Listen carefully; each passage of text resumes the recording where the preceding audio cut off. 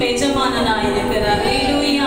ஒருவேளை நம்முடைய பாடுகள், உபத்திரம், நிந்தை, அவமானங்களை அவர் சிலுவையிலே சுமந்து தீர்த்து விட்டார். ஆனாலும் இன்றைக்கும் நம்முடைய வாழ்க்கையில் வருகிற பாடுகள், உபத்திரங்கள் எல்லாம் பார்த்தா ஆண்டவர் சிலுவையில லாம்சி ஜெயிச்சேன்னு சொன்னாரு.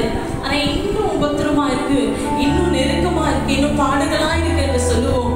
ஆனால் ஆண்டவர் சிலுவையிலே அவர் எந்த வேதனையையும் பெரிதாக எண்ணவில்லையா, அவர் கண்ணீரை பெரிதாகவே எண்ணவில்லையா. அவருடைய சிலுவையில அவர் ஆணிகள் கடாவைப்படுகிற அந்த நேரத்துல, அவர் முன்முடி சூட்டப்படுகிற அந்த நேரத்துல, அவரை வேதனைப்படுத்துகிற அந்த நேரத்துல அவர் சந்தோஷமாவே இருந்தாரா? ஏன்னு சொன்னா அந்த துக்கங்கள், என்னுடைய பிள்ளையுடைய துக்கங்களை நான் சுமந்து கொண்டேன், நான் வேதனைகளை நான் சுமந்து கொண்டேன் சொல்லி ஆண்டவர் எல்லாவற்றையும் ஏற்றுக்கொண்டாராம். அல்லேலூயா. இன்னைக்கு ஆண்டவர்கிட்ட சொல்லுங்க, ஆண்டவரே நீர் எனக்காக ஆண்டவர் சிலுவையை சுமந்து கொண்டு போகும் பொழுது அவர் போகிற அந்த வழிகள் எல்லாம் கரடு முரடுகளா இருந்ததா, அந்த இடத்துல நடக்க கூட முடியாத ஒரு சூழ்நிலை. ஆனால் ஆண்டவர் 150 கிலோ எடையுள்ள அந்த சிலுவையை சுமந்து கொண்டு அந்த பாறைகளும் கல்லும் முள்ளும் நிறைந்த அந்த கரடான பாதையில அவர் சுமந்து கொண்டு நடந்து போனாராம். அப்படி அவர் போகும் பொழுது எத்தனையோ விசை, சில நேரத்தில் பார்க்கும்பொழுது 3 விசை என்று சொல்வார்கள். ஆனால் அநேக தரம் அவர் என்ன பண்ணார்னா அந்த கரடான அந்த பாதையில விழுந்து விழுந்து எழுந்தாராம். அல்லேலூயா. அப்படி அவர் விழும் பொழுதெல்லாம் ஏற்கனவே 39 சவுக்கடியை அவர்கள் அடிச்சு அவர் வேதனைப்பட்ட அவருடைய சரீரெல்லாம் கிழிக்கப்பட்ட ஒரு சூழ்நிலை. ஆனா அந்த சூழ்நிலையில அவர் விழும் பொழுது அந்த கல்லு அவருடைய முழங்கால குத்தும் பொழுது, பாதத்துல குத்தும் பொழுது அவருடைய சரீரம், அந்த விழா, அந்த வயிற்று பகுதியெல்லாம் அந்த தரையில விழுந்து குற்றும் பொழுதெல்லாம் அந்த ரத்தம் பீரிட்டு வந்ததாம். அந்த கல், மண், அந்த தூசெல்லாம் அந்த புண்ணுக்குள்ள ஆறாது இருக்கிற அந்த ரணத்துக்குள்ள போய் அப்படியே பதியும் பொழுது அது மிகுந்த வேதனை எரிச்சலா இருந்ததாம். ஆனால் இயேசு ஒரே ஒரு வார்த்தை அவருடைய இருதயத்தில் நினைத்தார், இதெல்லாம் என்னுடைய பிள்ளைகளுக்காக தான், அவர்கள் விடுதலை பெறுவதற்காக இதை நான் ஏற்றுக்கொள்கிறேன் என்று சொல்லி அத்தனை வேதனைகளை ஆண்டவர் ஏற்றுக்கொண்டாராம். அல்லேலூயா. எத்தனையோ அடி அங்குலமுள்ள ஒரு ஆணிகளை அவருடைய கைகளிலே, கால்களிலே அடித்த பொழுது இவ்வளவு பெரிய ஆணியுடைய கைகளை பிளக்க போகிறதே என்று சொல்லி அவர் வேதனைப்படலையா. என் பிள்ளைகளுடைய கரங்கள் ஆசீர்வதிக்கப்பட, அவர்கள் கைவிடப்படாமல் இருக்க, அவர்கள் விடுதலையை பெற்றுக்கொள்ள அவருடைய கரங்களும் கால்களும் அடிக்கப்படட்டும் என்று சொல்லி தன்னை அப்படியாய் ஒப்பு கொடுத்தாராம். அல்லேலூயா. இன்னைக்கு ஆண்டவருடைய சிலுவை பாடை அவருடைய கண்களுக்கு முன்பாக நீங்கள் வரவழைத்து அவருடைய நாமத்தை நாம் மகிமைப்படுத்தி அவரை துதிப்போமா. நன்றி ஆண்டவரே, உம்மை ஸ்தோத்திரிக்கிறோம், உம்மை மகிமைப்படுத்துகிறோம் ராஜா. தடுமாறும் கால்களை கண்டே, கண்கள் குலமாகி போனதையா. தடுமாறும் கால்களை கண்டே, கண்கள் குலமாகி போனதையா. தடுமாறு சொல்லுங்க வாய்களை.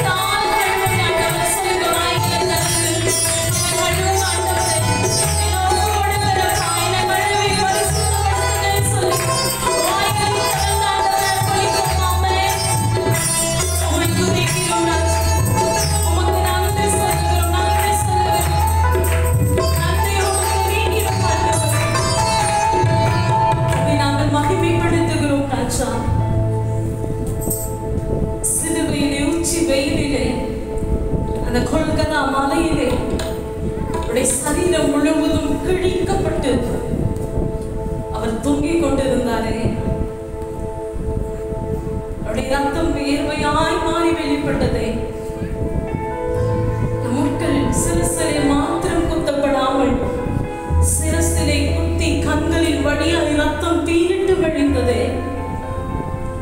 எல்லாம் உனக்காக தானே, உன்னை நேசித்துதானே இதெல்லாம் ஆண்டவர் ஏற்றுக்கொண்டார்.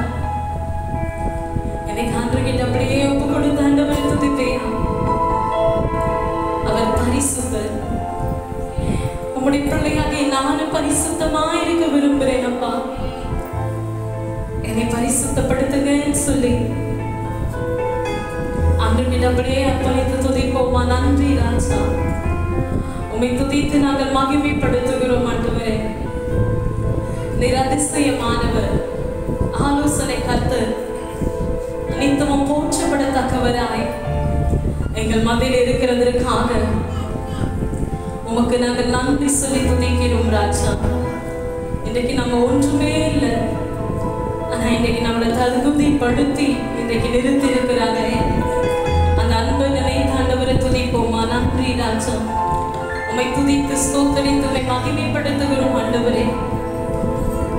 நீர் பெரியவராய் பெரிய காரியங்களை எங்களுக்காய் செய்திருக்கிறதற்காக உமக்கு நாங்கள் நன்றி சொல்லி துதிக்கிறோம் அப்பா. எல்லாம் சொல்லுங்க ஆண்டவரே, நான் ஒன்றுமே இல்லப்பா, எல்லாமே நீங்க தான் ஆண்டவரே.